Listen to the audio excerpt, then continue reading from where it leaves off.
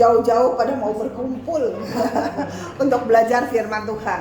Karena firman Tuhan berkata, setiap kita harus menjadi murid. Karena kalau menjadi gereja yang hanya sekedar datang hari Minggu, kan karena hari Minggu adalah sebenarnya itu adalah suatu celebrate aja. Tetapi yang selebihnya kita benar-benar harus belajar. Karena waktu kita belajar kita akan bertekun, akan mencari tahu lebih dalam dan lebih dalam lagi.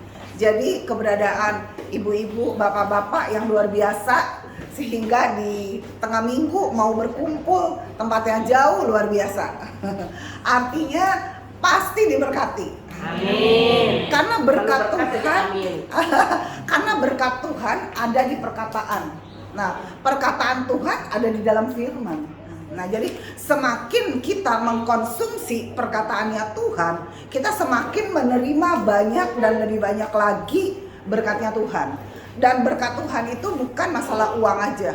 Berkat Tuhan itu mencakup segalanya. Karena uang itu, firman Tuhan katakan adalah bagian yang terkecil dalam kerajaan surga. Nah, itu kita harus ngerti sehingga kita jangan ngejar uang gitu. Kejar Tuhan, pribadinya yang seutuhnya, sehingga dia benar-benar manunggal dengan kita.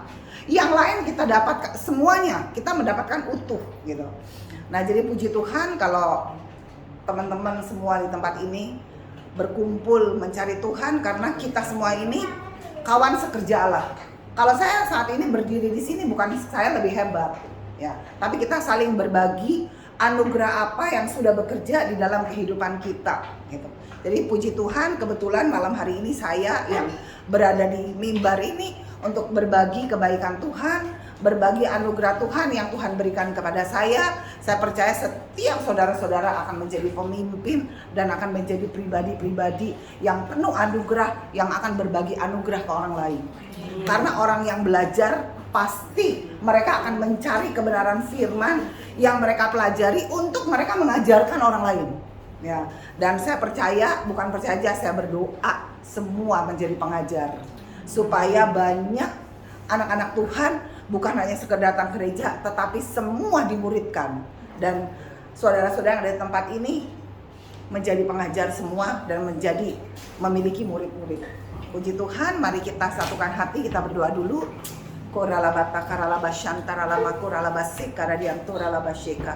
Bapak, kami bersyukur untuk malam hari ini. Terima kasih untuk tuntunan-Mu kepada setiap kami, baik hamba-Mu, sehingga boleh tiba di tempat ini. Kami percaya ya Bapak, persekutuan di tempat ini adalah persekutuan yang luar biasa. Terima kasih untuk anak-anak-Mu, ibu-ibu dan bapak-bapak yang telah berkumpul di tempat ini. Semua karena tuntunan-Mu, karena Engkau mau memperlengkapi mereka untuk juga menjadi pengajar. Karena firman-Mu berkata, jadikan semua bangsa murid. Bapak, terima kasih kalau kami mau duduk diam di kaki-Mu, jemaat mau duduk diam di kaki-Mu.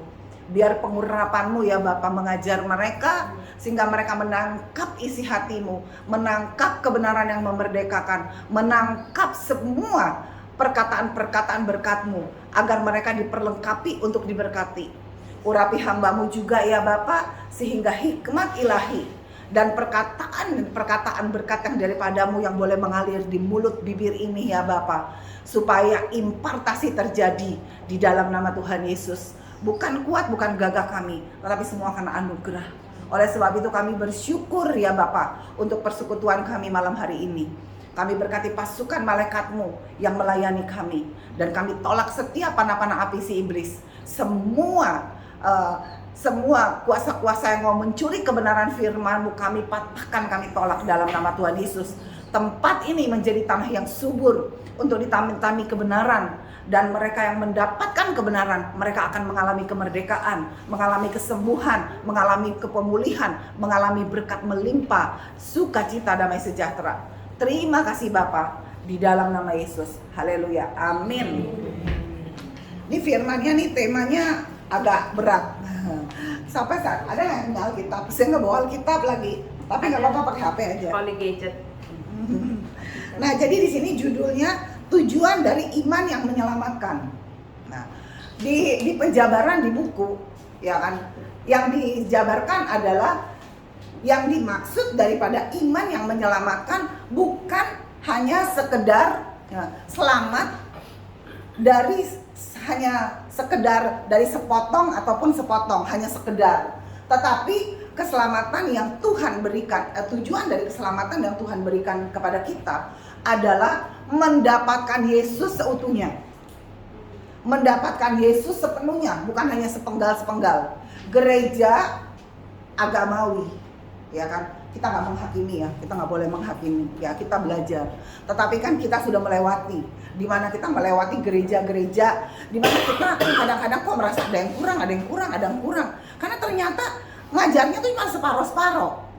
Kenapa saya bilang separoh-separoh? Karena dulu gereja tertentu mengatakan, oh kesembuhan itu dulu, sekarang enggak, mujizat zaman dulu gitu kan. Nah jadi itu kan artinya kan Injil yang hanya sepotong. Tetapi kita puji Tuhan mau belajar Injil yang seutuhnya, yaitu menerima kepribadian Tuhan yang sepenuhnya. Karena pada saat kita menerima Dia sepenuhnya, ya, kepenuhannya Dia yang ada di dalam kita, ya kan, itu udah mencakup semua kebutuhan apapun. Dahsyat banget. Kalau kita bisa membayangkan hal itu, karena kalau kita belajar firman, kita harus bisa membayangkan, kita harus bisa mengimajinasikan, dan kita harus bisa merasakan apa-apa yang sedang disampaikan, apa-apa yang kita pahami. Itu yang akan membawa kita, yang dikatakan firman Tuhan, ya kan ya, waktu kita menerima keselamatan, Kolose 1 ayat 13 berkata, kita dipindahkan dari kerajaan kegelapan kepada kerajaan terang. Nah, imajinasi kita harus bekerja. Yes, ya kan ya, dulu saya di dalam kerajaan kegelapan, makanya saya bodoh, saya nggak berhikmat, saya gagal, saya salah melulu gitu ya. Tetapi sekarang ya kan, saya bersyukur, saya sudah menerima Yesus yang adalah kasih, yang adalah terang. Saya sudah berada di dalam kerajaan terang. Nah itu imajinasi kita tuh harus kita mainkan. Jadi kita kalau berdoa bisa bersyukur, Tuhan terima kasih ya, aku udah gak dalam kegelapan, aku udah gak bodoh lagi, aku udah gak berpenyakitan lagi, aku bukan orang yang gagal lagi. Karena kegelapan yang dulu aku berada, sudah tidak lagi aku di situ, tapi aku sudah ada di dalam kerajaan terang. Di dalam terang semua kepenuhanmu ada berkat, ada hikmat, ada tuntunan, ada segalanya. Waktu kita bisa membawa subconscious kita yang baru, ya, subconscious yang baru, karena firman Tuhan berkata begitu, bukan kata saya. Coba deh kita baca Kolose 1 ayat 13.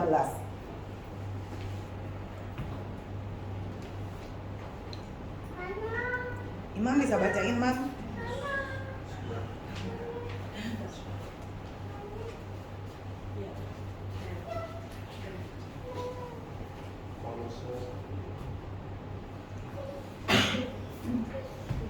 Kolose 1 ayat 13. Ia telah melepaskan kita dari kuasa kegelapan dan memindahkan kita ke dalam kerajaan anaknya yang kekasih. Ya. Kolose 1 ayat 13. Ayat 14-nya sekalian nggak apa-apa. Di dalam Dia kita memiliki penebusan kita, yaitu pengampunan dosa. Ya. Dengan kita menerima Yesus sebagai Tuhan dan Juru Selamat, kita menerima pengampunan dosa. Dan kita diberi kuasa menjadi anak, gitu. Nah, nanti yang saya mau tekankan kan di sini menerima Dia kepenuhannya, ya kan? Karena tujuan keselamatan adalah bukan hanya sekedar selamat dari neraka, tetapi kita selamat dari seluruhnya, dari kemiskinan, dari kegagalan, ya, dari kekacauan, dari sakit penyakit. Nah, itu Injil yang kita harus sungguh-sungguh pahami. Makanya firman Tuhan katakan di Roma 1 ayat 16 deh, Mam. Roma 1:16. Iya.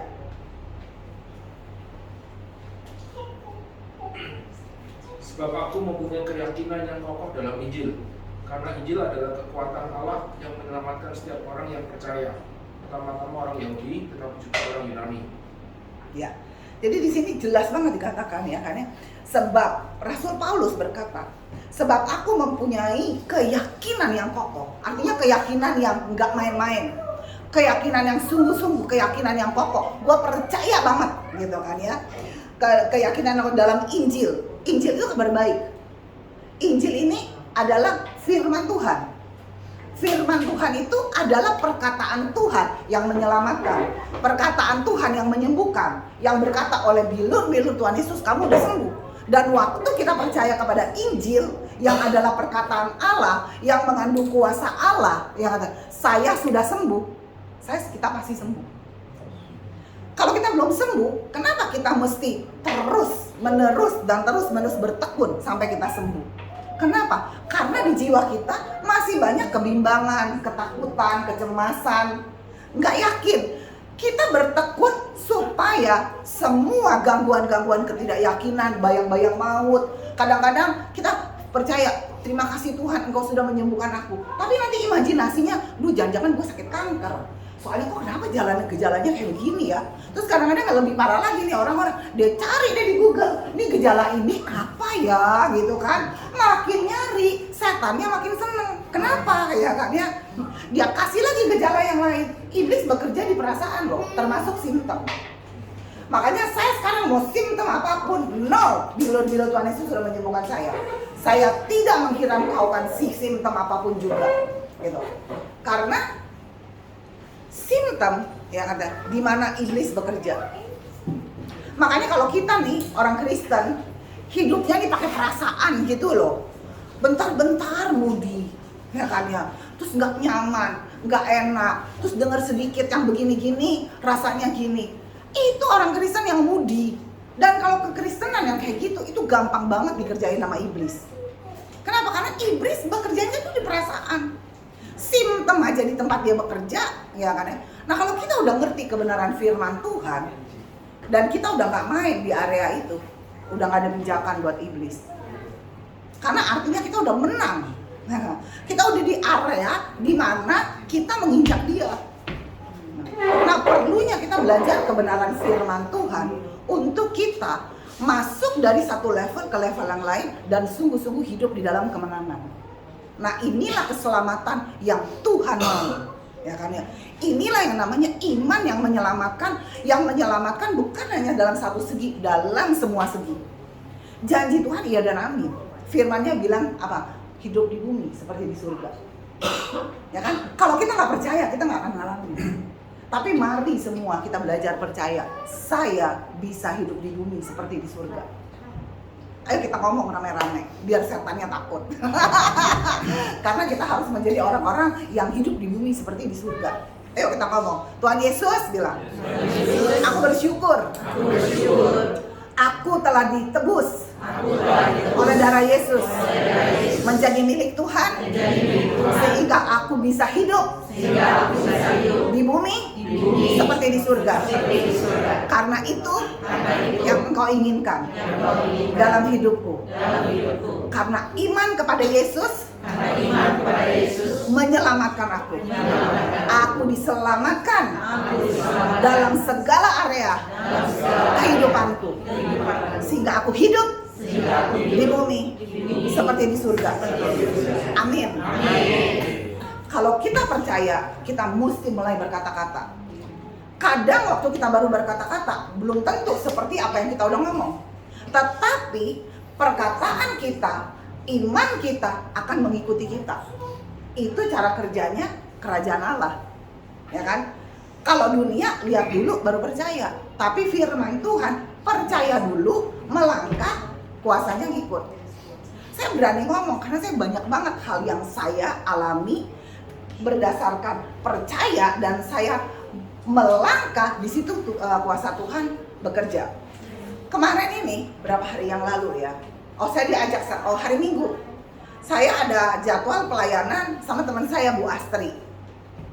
Lalu dari hari Sabtu saya badannya udah gak karu-karuan. Ini tulang-tulang rasanya pada nyeri semua, belakang semuanya, pokoknya kepala semua rasanya sakit. Di jiwa sepertinya bilangin, aduh mudah-mudahan Kak As telepon batalin. Tapi dalam hati yang lain, no, ya enggak, saya udah janji, saya mesti melangkah melayani. Jadi kayak ada satu peperangan, karena pikiran sini kepala sakit, jadi bawaannya tuh pengen tidur, gitu kan. Tetapi saya udah belajar yang menaklukkan yang namanya simptom dan pikiran-pikiran yang melemahkan, ya kan. Jadi dari malam saya udah berdoa dan berdoa. Sampai pagi masih belum gitu loh, belum begitu nyaman. Tapi saya minta dipijit sama pembantu saya, agak mendingan. Tapi pagi-pagi tuh rasanya badannya masih pengen selonjoran gitu loh. Tapi dalam nama Yesus saya bilang enggak, aku harus lawan. Mana di sana tuh jam 11.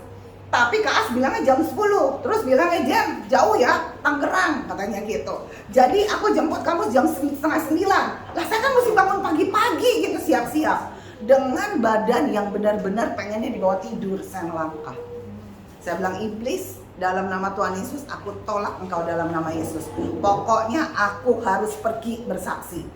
Singkat cerita, saya siap-siap, pokoknya saya dandan. Dan puji Tuhan, rasanya tuh jujur kayak semua sempoyongan, tapi enggak, saya nggak boleh sempoyongan karena bilur-bilur Tuhan Yesus sudah menyembuhkan saya. Kalau kita percaya, kita berkata-kata dan kita melangkah. Puji Tuhan, waktu Kak As jemput saya, badan saya udah agak enak, keliyangnya udah rada hilang tapi masih sedikit. Tapi saya nggak mau tunjukin sama teman saya kalau badan saya nggak karu-karuan. Ntar dia yang parno, karena teman saya suka rada parnoan juga. Lu batuk ya, lu bilang ya gitu kan ya. Ntar lu nularin gue lagi gitu kan. Jadi aku banyak diam dengerin dia karena aku takut sampai kalau aku kebatuk dia trauma gitu kan. Jadi bukan buat diri saya, buat orang lain. Dan puji Tuhan jalan ke sana, begitu pujian penyembahan hilang. Tadinya saya berpikir, aduh ini kebaktian saya yang jam 11, Kak Astri yang jam 2. Saya kan mesti nungguin dia. Mana tempatnya jauh, mana mungkin saya tinggalin.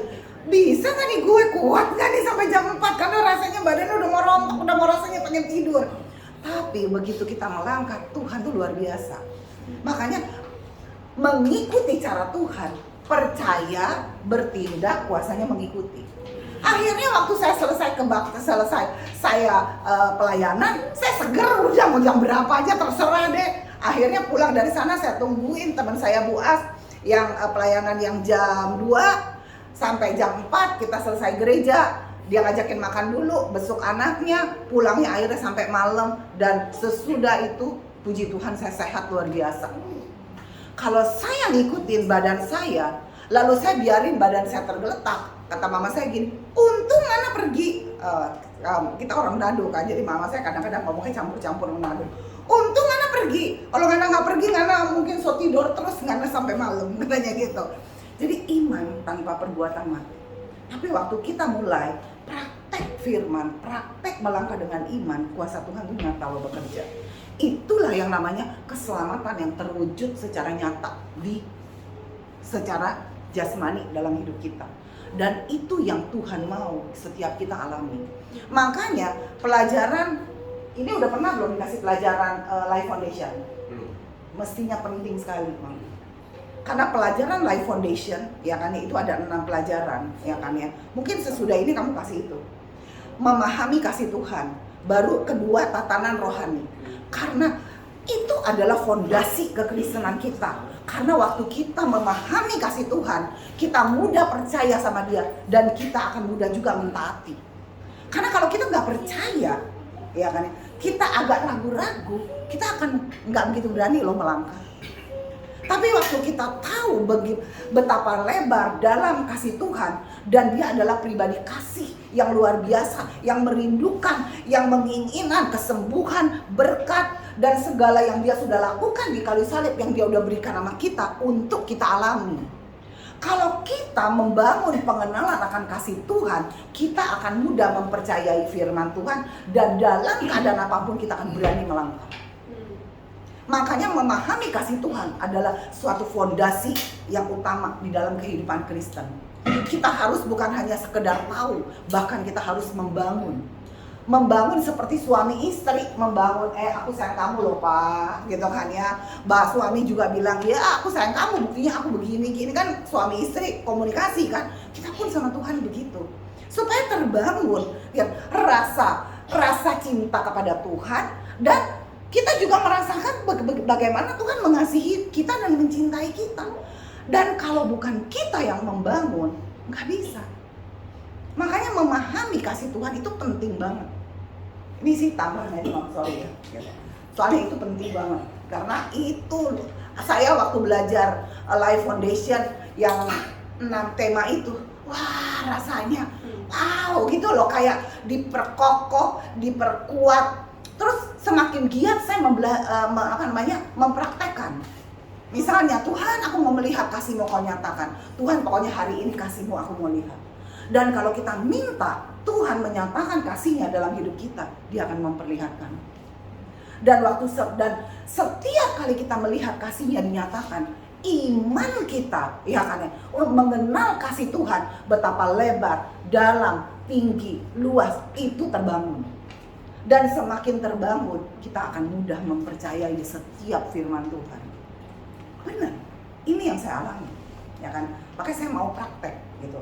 Karena kalau itu bertumbuh, aduh kita sama Tuhan tuh kayak cinta-cintaan tuh enak banget, ya kan? Kita berharap cinta sama manusia, sama suami kadang ngeselin. Suami juga sama istrinya juga sama kali ya. Karena kita kan gak ada yang sempurna. Tapi kasih Tuhan itu kan beda. Tuhan gak mungkin mengecewakan. Justru waktu kita lagi sedih, Dia menghibur kita, ya kan? Dia kasih pengertian kayak gini. Oh iya ya, kita lagi kesel. Tuhan, kok orang itu kayak gitu banget sih? Kenapa dia kayak gini? Nanti waktu Roh Kudus kasih, nah kamu yang penuh kasih, kok kamu penuh marah? Biarin aja, justru kamu mesti belas kasihan sama dia. Dia hidupnya memberi celah. Kamu yang sebagai sesama tubuh Kristus berdoa buat dia. Oh iya ya, ngapain gua marah-marah? Itu kan hikmatnya Tuhan yang penuh kasih, baik terhadap saya juga terhadap orang lain. Dan waktu kita semakin terbangun memahami Tuhan kita yang luar biasa, hidup kita ya untuk interaksi dengan siapapun itu tuh menjadi nyaman dan nggak begitu gampang tersinggung. Orang ngomong salah-salah kita bisa tenang. Saya lagi ngurus visa nih, saya tahu nih sahabat saya tuh orangnya cepat emosi. Cuman gara-gara saya nggak nulis suami saya kan harus ada ini dari suami gitu kan yang mau ditandatanganin. Terus kata orang sana, udah aja nanti lu tanda tangannya lu yang bikin aja. Contoh laki lu lagi di Bali gitu. Nah tapi kan aku mau supaya pergi ke tempat ngurusnya biar dia jelasin supaya saya tahu persis. Jadi saya nggak bikin, bisa diomel-omelin sama temen saya di jalan. Lu udah gua kasih tahu katanya gitu. Tapi karena kita udah berteman dekat, biasa ya. Lu udah gua kasih tahu, ini kan lu mesti isi. Yang sana dia ngerjain, yang ini lu dong. Wah pokoknya dia ngoceh aja di jalan. Aduh dalam hati ini kenapa sih ini? Saya dimarah-marahin gitu kan ya. Tapi karena saya udah nggak gampang emosi, jadi saya nontonin aja dianya marah-marah gitu loh di perjalanan. Kan dia yang jemput saya. Orangnya sih baik, bukannya jahat, tapi cuman suka ngomel gitu kan. Coba kalau saya orangnya pemarah, ya nggak? Lu ngapain sih ngomel-ngomelin gue? Ya kan kita pun ikut geger gitu kan. Nah kalau kita sudah memiliki penuh dengan hikmat Tuhan itu adalah bagian dari yang diselamatkan di jiwa kita. Sehingga kita hidup di bumi seperti di surga.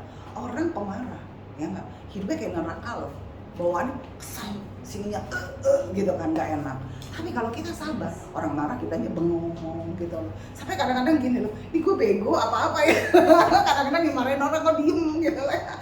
Tetapi coba aja pikir lagi, daripada kita gampang marah, mendingan kita menjadi orang yang tenang dong, ya kan ya. Itu namanya hidup di bumi seperti di surga. Hidup di bumi seperti di surga bukan hanya banyak duit aja. Banyak duit juga, kalau penyakitan, emosional, mau ngapain? Tapi kalau kita bisa dibentuk sama Roh Kudus, ya kan ya, diberi hikmat ilahi, sehingga kita menjadi orang yang sabar, orang yang tenang. Itu seperti di surga loh, ya kan? Sehingga akhirnya teman saya dibaik-baikin saya lagi. Oh, iya tadi gini. Tadi udah marah-marah gitu kan. Ya udah akhirnya dia ketawa-ketawa gitu. Jadi kita bisa enjoy sama siapa aja. Kita bisa menikmati teman kita yang pemarah lah, teman kita yang suka ngatur lah. Kan di lingkungan banyak macam-macam. Saya kalau ketemu orang yang suka ngatur, ya udah, lu maunya gua ngapain? Ayo gitu ya. Ngapain kita sewok? Ya kan? Ngapain kita marah? Ngapain sih ngatur-ngatur gitu kan? Gak perlu, imbangin aja. Kita udah tahu nih karakter dia kayak gini, imbangin. Nah akhirnya kan dia enjoy sama kita. Itu kita akan menjadi orang yang hangat dengan siapapun. Dan kita pun akan menjadi orang yang membawa surga buat orang lain. Sehingga dia mau marah, alasannya apa? Dia udah bikin ulah aneh-aneh, kita tetap cuma diem aja. Kita tetap mengasihi. Dan harus dari hati yang benar-benar penuh kasih ya. Oke, saya jadi nyasar nih. mungkin ada yang butuh kali ya. Nah, jadi di sini tujuan dari iman yang menyelamatkan adalah mengalami penebusan dalam segala hal. Ya. Jadi kita ditebus dari dosa, ditebus dari kegagalan, ditebus dari penyakit, ditebus dari kemiskinan, ya kan? Ditebus dari kekacauan, ya kan? Pindah kerajaan dari kerajaan ke dalam kerajaan kegelapan. Itulah yang namanya mengalami suatu transformasi penebusan. Masalahnya kita nggak tahu. Oleh sebab itu kita butuh keintiman dan kita butuh firman. Memahami firman dan mendapatkan pemahaman yang utuh, bukan hanya pemahaman yang separuh-separuh. Jadi makanya di sini yang saya mau tekankan, yang mana semua kebutuhan kita ada di dalam firman. Karena begitu kita menerima Yesus sebagai Tuhan dan Juru Selamat, ya kan? Dikatakan di Yohanes 1 ayat 12, tolong memang Yohanes 1 ayat 12 tadi.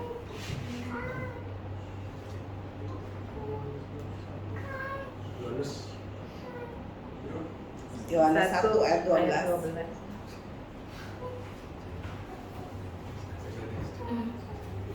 Aku yang baca deh, nggak apa-apa. Oke.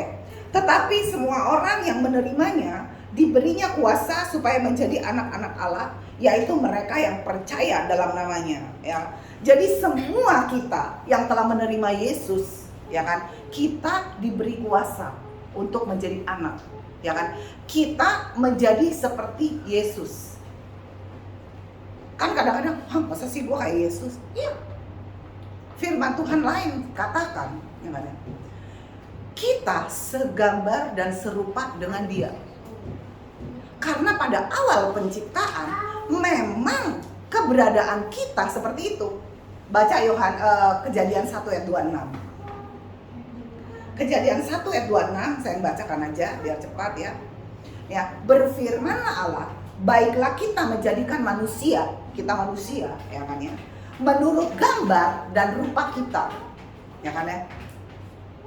Firman Tuhan yang berkata, ya kan. Jadi kita, ya kan ya, diciptakan menurut gambar dan rupa kita serupa dengan Allah, supaya mereka berkuasa atas ikan-ikan di laut dan burung-burung di udara dan atas ternak dan atas seluruh bumi dan atas segala binatang melata yang merayap di bumi.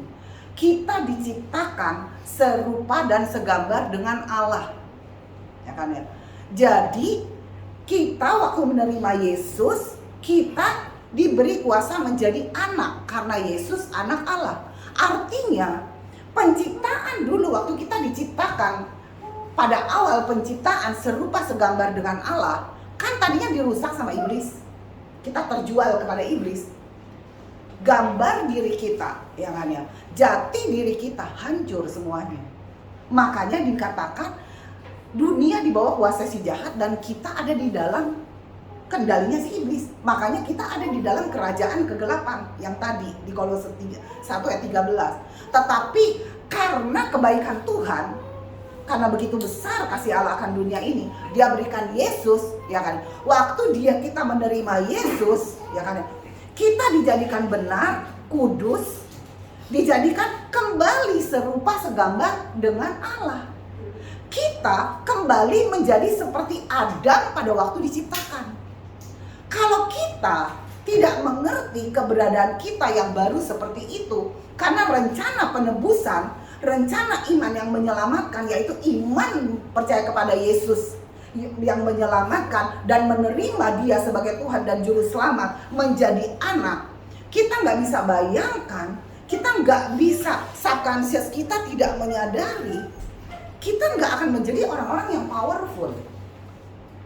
Tapi waktu kita mengerti iman kepada Yesus adalah iman yang menyelamatkan seutuhnya, sehingga kita dapat menerima pribadi Allah yang sepenuhnya. Karena waktu kita menerima Yesus sebagai Tuhan dan Juru Selamat, kita menerima kepenuhannya Yesus loh. Di mana? Di roh. Ya kan? Makanya kan kita terdiri dari roh, jiwa, dan tubuh. Nah, jadi roh kita menjadi manunggal dengan Allah. Dan itulah diri kita yang sesungguhnya. Tetapi untuk mengetahui diri kita yang sesungguhnya, ya, Selfie-nya kita tuh adalah firman. Selfie kita adalah Allah, adalah firman. Untuk mengetahui keberadaan kita yang sesungguhnya, ya kita harus lihat firmannya bilang apa. Firmannya berkata di 2 Korintus 5 ayat 17, yang lama udah berlalu, yang baru sudah datang. Baru di ayat 21-nya berkata, Yesus yang tidak mengenal dosa telah menjadi dosa untuk Ina. Ya kan ya? Sehingga sekarang keberadaan Ina adalah keberadaan yang sudah dikenakan kebenarannya Allah. Bayangin, saya ini sudah menjadi kebenarannya Tuhan. Nah, kalau kita nggak tahu selfie-nya kita yang sebenarnya, yang di dalam roh waktu kita menerima keutuhannya Yesus seperti apa, lalu sebenarnya kita ya sudah dikenakan kebenarannya Tuhan, kita akan menjadi orangnya yang biasa-biasa aja. Tapi begitu kita sadar diri kita yang baru seperti itu, pasti mental kita berubah, mestinya berubah. Makanya kalau kita udah mendapatkan pewahyuan firman, kita mulai bayang-bayangkan dan deklarasikan. Kalau perlu dengan bahasa roh, karena kalau saya prakteknya kayak gitu, saya bayang-bayangin, saya deklarasikan, baru saya bahasa roh. Jadi kuralabata karalama sekaralianto karalama santa. Bapak, aku bersyukur Bapak, waktu saya mendapatkan firman yang berkata, ya kan, orang yang menanti-nantikan Tuhan diberi kekuatan baru. Dia seumpama raja wali yang terbang tinggi dengan kepak sayapnya, berlari tidak menjadi letih, berjalan tidak menjadi lesu. Nah, saya membangun itu selfie-nya saya, itu dirinya saya, karena kepenuhannya Yesus sudah ada di dalam saya. Itu selfie-nya saya, itu saya yang sesungguhnya. Saya mulai membayangkan dan saya mulai bawa dalam doa. Saya berbahasa roh. Bapak, aku bersyukur orang yang menanti-nantikan Tuhan diberi kekuatan baru. Aku orang yang menanti-nantikan Tuhan. Aku percaya aku diberi kekuatan baru. Aku diberi regenerasi sel yang baru. Aku diberi kekuatan yang baru. Sehingga aku berlari tidak menjadi letih. Aku berjalan tidak menjadi lesu. Itu saya bayangkan terus. Kalau perlu sehari, 2 hari, 3 hari, firman itu yang harus saya pegang. Itu yang saya pegang. Supaya apa? Supaya itu menjadi jati diri saya yang baru sesungguhnya bisa masuk ke subconscious saya, dan itu menjadi kesadaran saya. Sehingga waktu kelemahan datang, pastinya saya udah gak bisa terima. Karena apa?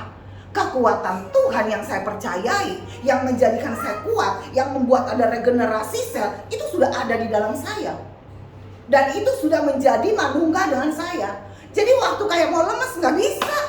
Firman-Nya berkata, aku orang yang menanti-nantikan Tuhan. Karena aku menanti-nantikan Tuhan, Tuhan memberikan aku kekuatan yang baru.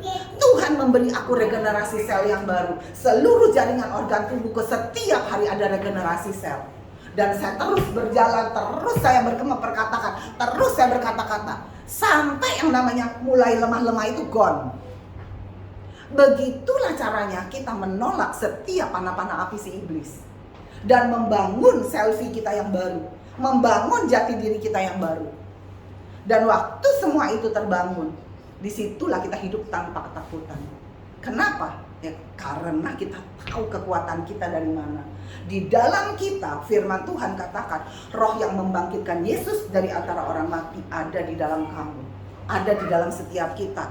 Bangun subconscious seperti itu, bangun, ya kan ya, pengertian seperti itu selfie-nya kita, dan itu diri kita yang baru.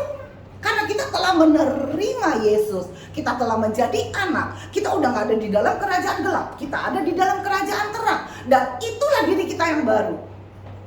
Dan waktu kita menjadikan firman itu jati diri dalam kehidupan kita, itu yang akan mengikuti. Karena apa yang kita pikirkan, apa yang kita imani, itu yang akan menjadi di dalam hidup kita. Itu yang akan mengikuti kita. Kalau saya nggak menghidupi kebenaran firman demi kebenaran firman, saya hidup di dalam rumah tangga yang penuh tekanan. Saya hidup di dalam rumah tangga yang gonjang-ganjing, di mana setan pakai suami saya mau bikin saya kepahitan. Anak-anak melihat rumah tangga kacau, mereka pun ikut kacau. Kalau saya tidak punya firman, sekali hari ini saya udah tumbang, nggak mungkin saya berdiri di sini. Tapi puji nama Tuhan, hidup saya bangun dari apa kata Tuhan. Sehingga saya tidak pernah lemah, saya tetap kuat menghadapi apapun, saya jadi perkasa. Tapi bukan karena saya hebat. Semua kita, kalau kita mau bertekun seperti apa yang saya lakukan, akan mengalami hal yang sama. Kadang-kadang orang lebih senang bertekun bolak-balik ke dokter. Kalau saya nggak mau, saya mendingan bertekun, saya cari firman di kamar doa. Firman apa lagi nih? Firman apa lagi? Di dalam firman, ya kan ya, janji Tuhan nggak mungkin gagal. Ya. Makanya kita tujuan daripada iman yang menyelamatkan adalah kita mengalami semua kebaikan Tuhan. Karena untuk mengalami janji-janji Tuhan, yaitu harus punya iman kepada firman, iman kepada selfie kita yang baru. Kalau kita mau hidupnya diberkati, apa yang tangan ini kerjakan dibuat Tuhan berhasil. Fokus, bangun diri kita. Bangun akan apa? Bangun akan jati diri kita yang baru. Yang firman Tuhan katakan di Mazmur 1 ayat sampai 3 yang berkata, kita baca ya. Karena kadang-kadang kita nggak bisa ambil ayat begitu aja gitu loh. Kita juga kalau baca ayat harus full gitu kan. Di sini dikatakan, berbahagialah orang yang tidak berjalan menurut nasihat orang fasik. Artinya yang tidak berjalan menurut nasihat atau cara-cara dunia, ya kan? Yang tidak berdiri di jalan orang berdosa. Artinya kita nggak bersepakat dengan cara-cara dosanya orang, cara-cara berbisnis yang nggak benar. Dan yang tidak duduk dalam kumpulan pencemooh, suka ngata-ngatain orang, menghina orang ya. Tetapi yang kesukaannya ialah Taurat Tuhan dan yang merenungkan Taurat itu siang dan malam. Nah, kriteria ini harus menjadi bagian kita juga, yaitu kita kesukaannya ialah Taurat Tuhan dan merenungkan Taurat itu siang dan malam. Yang tadi saya bilang, kalau kita mendapatkan firman, kita renungkan siang dan malam. Aku orang yang menanti-nantikan Tuhan. Firman-Nya berkata, aku diberi kekuatan baru. Karena kalau diberi kekuatan baru, renungin lagi deh. Kalau sampai ada kekuatan, artinya ada regenerasi sel di dalam tubuh, ya kan? Dan karena ada Roh Yesus yang Roh Kudus yang membangkitkan Yesus dari antara orang mati ada di dalam kita, kata firman Tuhan di Roma 8 ayat 11 berkata. Nah, jadi Roh itu menghidupkan seluruh jaringan organ tubuh kita. Kita harus percaya. Karena mengalami janji Tuhan, kuncinya percaya kepada perkataannya. Karena kuasa Tuhan, kasih Tuhan ada pada perkataan. Perkataan apa? Perkataan Tuhan, yaitu firman Tuhan. Makanya ayat lain mengatakan, perkataan-perkataan yang kukatakan adalah roh dan hidup. Jadi kalau adalah roh dan hidup, berarti ada apa di situ? Ada kehidupan. Kalau ada kehidupan, ada kesembuhan. Kalau ada kehidupan, ada berkat. Kalau ada kehidupan, ada damai. Nah di sini kan dikatakan yang tadi kan baru ayat 2 yang saya baca. Nah, ayat ketiganya berkata, ia seperti pohon yang ditanam di tepi aliran air yang menghasilkan buahnya pada musimnya dan tidak layu daunnya. Apa saja yang diperbuatnya berhasil. Nah kalau kita mau berhasil bisnis kita, renungkan itu. Ya kan? Mazmur 1 ayat 1 ayat 3. Kita kriterianya udah benar belum nih? Karena kalau kita udah menjalankan ayat 1 dan 2, karena itu selfie-nya kita kan ya. Nah ayat ketiga kita dengan yakin akan berkata, Tuhan ya kan ya, aku orang suka merenungkan firman Tuhan. Engkau berkata apa yang tangan ini kerjakan, engkau buat aku berhasil dan beruntung. Ya kan? Karena Tuhan yang menjadikan kaya, susah payah tidak menambahi. Bahkan firman-Mu berkata, Tuhan, aku tidak perlu berpeluh.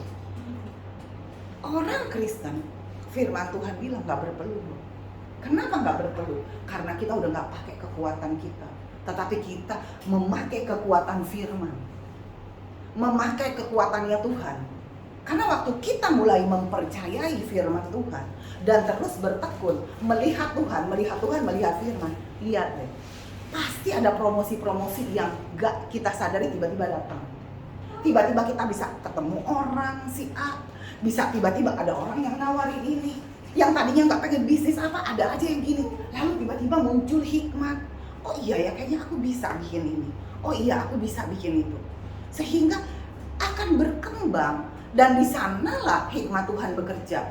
Waktu kita melangkah, datang lagi hikmat yang lain. Waktu kita melangkah lagi, datang yang lain. Disitulah yang namanya tuntunan keberhasilan yang akan mendatangi kita. pada saat kita mulai memandang Tuhan dan terus bertekun mempercayai setiap kebenarannya. Kalau belum datang, belum terwujud, jangan putus asa. Tetap bertekun dan ngomong sama iblis, iblis, ya kan, hari ini belum datang, tetap saya percaya janji Tuhan pasti datang. Janji Tuhan aku pasti diberkati.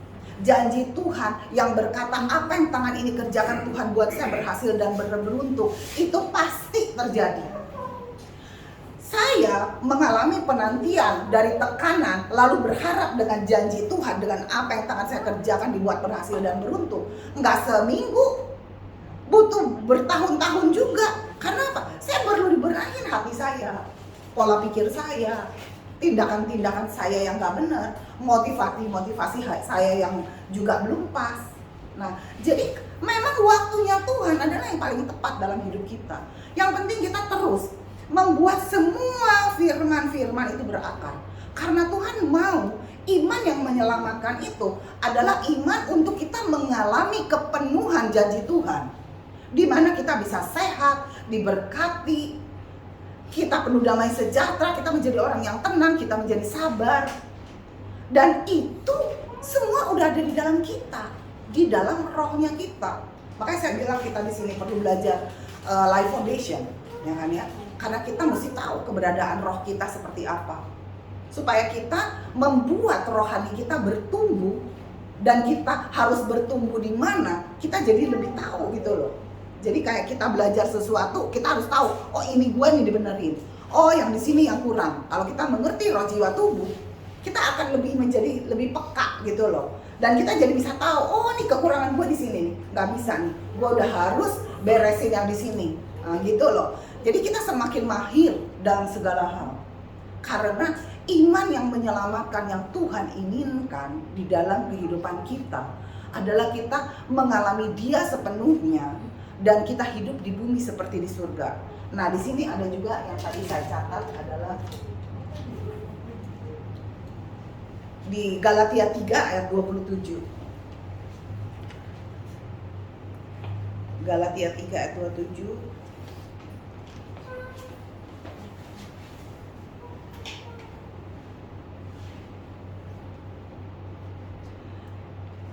Ini firman Tuhan Galatia 3 ayat 27 berkata, karena kamu semua yang dibaptis dalam Kristus telah mengenakan Kristus. Kita semua udah dibaptiskan ya. Jadi kita semua yang telah dibaptis di dalam Kristus, kita telah mengenakan Kristus. Nah, mengenakan Kristus itu apa sih? Mengenakan Kristus adalah mengenakan firman-firman Tuhan. Ada setiap firman Tuhan ya yang kita baca itu harus kita kenakan, kita pakai. Ya kan? Kalau di Roma 12 katakan kita harus membaharui. Jadi pikiran-pikiran yang lama kita buang, lalu kita pakai pikirannya Kristus, pikirannya Tuhan. Karena kalau kita memakai pikirannya Tuhan, itu akan menguntungkan kita. Karena pikirannya Tuhan itu kan perkataannya Tuhan. Perkataannya Tuhan itu berkat luar biasa buat kita. Karena waktu kita mulai berpikir oleh bilur-bilur Tuhan Yesus, saya sudah sembuh. Mungkin manifestasinya belum terwujud, tapi kesembuhan sedang bekerja. Kenapa? Karena pola pikir kita sudah mulai kita rubah. Dan kita sudah mulai tidak, di dalam kita udah mulai tidak mulai menerima lagi tuh, penyakit gue udah gak bisa terima loh. Karena firmannya berkata, firman itu kan selfie gue. Firmannya bilang bilur-bilurnya sudah menyembuhkan aku. Aku ciptaan baru. Aku ciptaan baru, kalau dulu aku penyakitan. Tetapi karena aku yang baru sekarang ini udah menjadi ciptaan baru, aku ada di dalam kerajaan terang. Aku gak boleh lagi sakit penyakit. Aku gak boleh lagi menjadi orang yang gagal. Aku gak boleh lagi menjadi orang yang bodoh. Aku gak boleh lagi menjadi orang yang suka salah mengambil keputusan. Karena aku sudah pindah ke dalam kerajaan terang.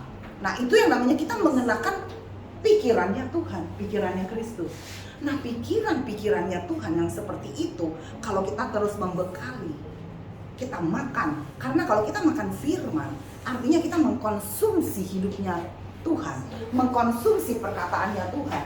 Kalau kita terus mengkonsumsi Tuhan ya, di dalam hidup kita, nggak mungkin nggak diberkati, nggak mungkin nggak sehat, nggak mungkin nggak mengalami pemulihan. Kalau saya mengalami pemulihan, Tuhan yang kita sembah adalah Tuhan yang adil, ya kan? Dia nggak sayang saya aja, Dia sayang semua. Dan perkataan berkatnya, perkataan kasihnya Tuhan bukan ditujukan buat saya aja atau buat imam, ditujukan buat semuanya. Jadi kalau saya bisa mengalami kesembuhan dari firman, karena saya belajar percaya ini selfie gue, ini diri gue. Karena dia bilang, gue udah sembuh, gue sembuh, gak ada urusan lagi dengan simptom. Kalau kita terus menerus mikirin, aduh kenapa sih sakit banget, ya kan? Aduh nih jangan-jangan kenapa nih? Apa sih ini sebenarnya nih otot kayak gini? Ini lambungnya kayak gini gimana ya? Ya, terus malah kita cari, kita Google, terus malah dapat yang gini-gini, tambah stres. Kenapa nggak cari firman? Firman ngomong apa sih? Gue kan udah pindah kerajaan. Saya udah nggak dalam kegelapan. Saya udah dalam terang. Di dalam terang, semua yang ada hanya terang, kebaikan. Firman itu terang. Apa yang firman Tuhan katakan? Firmannya bilang, kamu udah sembuh. Firmannya bilang, kamu orang yang berhasil. Kamu adalah orang yang beruntung. Aku mempunyai rencana-rencana yang baik untuk masa depan kamu. Lalu firman-Nya berkata, semua yang baik yang aku janjikan akan kugenapi. Waktu kita mulai berpikir seperti itu, hal yang seperti itu akan mendatangi kita. Dan kalau kita bertekun, itu akan terwujud dalam kehidupan kita. Di waktu saya lagi sakit lama waktu itu kan, ini saya menyaksikan perjalanan saya waktu sebelum mengalami janji Tuhan. Waktu itu juga saya lama kok nggak sehat-sehat gitu ya. Aduh rasanya sakit itu kan nggak enak gitu kan. Tapi waktu datang firman di Wahyu berkata gini, apa yang ada pada kamu Jen pegang. Apa yang ada pada saudara-saudara? Yang saudara harus pegang adalah firman. Jadi dia firman Tuhan katakan, apa yang ada pada kamu pegang. Dan yang mau dicuri oleh iblis kan apa? Firman. Makanya dia datang mencuri, membunuh, membinasakan. Karena kalau dia sudah bisa mencuri firman, dia akan mudah membinasakan kita. Lalu firman Tuhan bilang, apa dia yang ada pada kamu? Yang ada firman. Lalu saya ingat firman kesembuhan. Jadi saya terus bertekun mencari firman-firman kesembuhan. Karena saya butuh kesembuhan. Dan waktu terus saya bertekun, saya mengabaikan simptom, saya mengabaikan kelemahan, itu benar-benar terwujud. Kalau nggak terwujud, saya nggak ada di sini. Saya hidup tanpa obat loh. Dan saya berani bertindak seperti itu karena saya sudah semakin mengenal Tuhan saya. Saya sudah semakin mengenal Bapa saya. Saya sudah semakin percaya dengan perkataan-perkataannya. Karena semakin kita mengalami Tuhan, kita semakin yakin akan setiap perkataannya. Saya nggak suruh orang-orang ikutin seperti saya. Saya cuma mau mengencourage bangun iman. Karena kalau saudara sudah mulai semakin terbangun, ya, saudara pasti nggak disuruh Roh Kudus yang akan menggerakkan, Roh Kudus yang akan menuntun, ya kan? Mau minum obat kah, atau mau enggak kah, mau ke dokter atau enggak. Pokoknya kita mau ke dokter atau tidak ke dokter, yang paling utama kita harus melihat Tuhan, aku percaya Engkau sangat mengasihi aku. Karena Engkau sangat mengasihi aku, pasti Engkau nyembuhin aku, nggak mungkin enggak. Kan kalau kita tahu orang tua kita bakal kasih kita rumah, dan itu tuh emang warisan buat kita, jadi kita kan percaya banget sama orang tua kita. Saya percaya Pak, masa orang tua bohong? Apalagi Tuhan. Makanya kita juga harus mempercayai janji Tuhan, bukan hanya sekedar janji. Janji Tuhan itu warisan buat setiap kita. Kalau janji, orang janji bisa gak datang. Atau Ina janji, Bu ntar saya kasih sendal deh. Kalau dia lupa dia gak jadi kasih. Tapi kalau warisan, itu adalah hak, gak bisa diapa-apakan. Nah, janji Tuhan pada setiap kita, itu adalah warisan. Jadi kesembuhan warisan saudara dan saya. Berkat melimpah warisan saudara dan saya. Apa yang kita kerjakan dibuat berhasil, warisan semua kita. Bagian kita yaitu membangun iman yang menyelamatkan dalam segala hal. Nah inilah yang saya bisa bagikan kepada saudara-saudara, tujuan daripada iman yang menyelamatkan. Karena tanpa iman kita tidak menyenangkan Tuhan. Firman Tuhan katakan, ya, iman menyenangkan Tuhan. Kenapa iman menyenangkan Tuhan? Karena waktu kita beriman, kita akan mengalami kebaikan Tuhan. Dan waktu kita mengalami, Tuhan itu disenangkan loh. Betapa kasihnya Tuhan sama kita. Dia tuh kepengen, dia tuh senang kita mengalami janji-janjinya. Makanya dia mau kita beriman. Karena jelas dikatakan di 1 Yohanes 5 ya, ayat 19 kalau nggak salah. Ini ayat terakhir ya.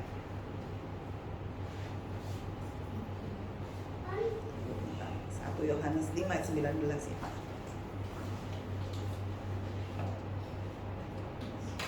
Oh, bukan sih.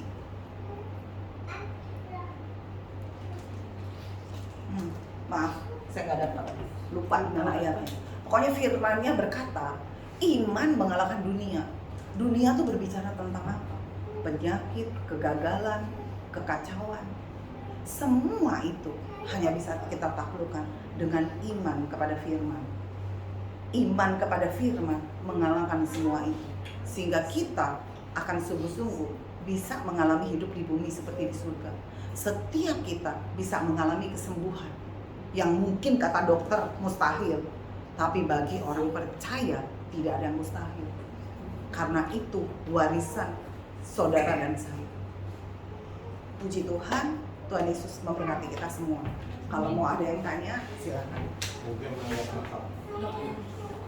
Oh, doa penutup dulu ya. Oke. Kurataka ralamas cantara lamasi karataka. Bapak, kami bersyukur untuk malam hari ini, di mana setiap kebenaran firman-Mu telah ditabur di tanah hati yang subur di komunitas ini.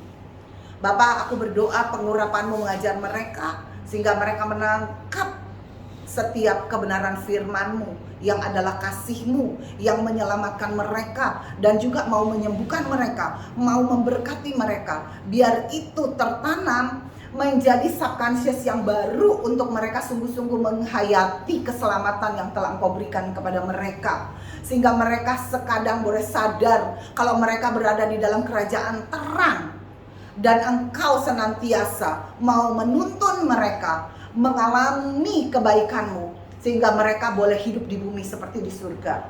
Biar terang-Mu, hikmat-Mu menuntun mereka ya Bapa, sehingga anak-anak-Mu semakin diperlengkapi oleh kebenaran yang memerdekakan dan membuat mereka merdeka, dan mereka semakin mengenal Engkau Tuhan yang hidup, dan hati mereka semakin memuji menyembah Engkau, dan mereka boleh sujud kepada Engkau Allah yang hidup di dalam nama Tuhan Yesus. Terima kasih Bapak. Bapak, kami bersyukur juga ya Bapak untuk Imam dan Desi.